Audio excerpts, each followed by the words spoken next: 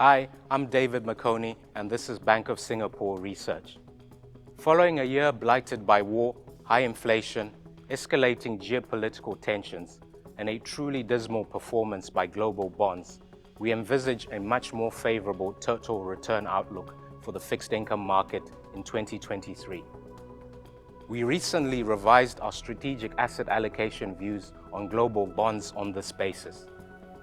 Firstly, we upgraded developed market investment-grade bonds to overweight. With a high duration bias, the asset class remains well-placed as the Fed slows down the pace of rate hikes over the next 3 months and eventually reverses course completely as the US economy likely dips into recession. Secondly, we are maintaining our underweight call on developed market high-yield bonds. Current valuations are not attractive, trading well inside their long-term averages and 300 basis points inside levels reached during previous stress points such as the European debt crisis of 2011. In emerging market credit, the outlook for 2023 also looks more promising, based mainly on, firstly, expectations of a gradual easing of the Chinese authorities' zero-COVID policy, along with incipient support for the country's beleaguered property sector. Secondly, waning US dollar strength in concert with expected tightening in US Treasury yields.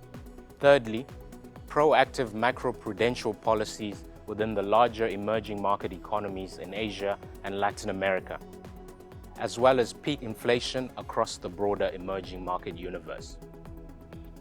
While a low inflation reading in the US in October might not signal that the fight against inflation is now over, it certainly allows the Fed to consider shifting gears and decelerating the pace of its next 2 rate hikes next month and in February 2023. Hence, we would overweight duration in high-grade fixed income assets. With US inflation still well above the US Fed's target, 2 rate hikes looming and the US labor market still tight, we recognize that there may be volatility and downside to our rates call. Nonetheless, we would advocate that long-term investors look beyond short-term volatility and stay focused on the longer-term risks. For more information, please refer to our monthly investment guide titled 2023, A Year of Two Halves.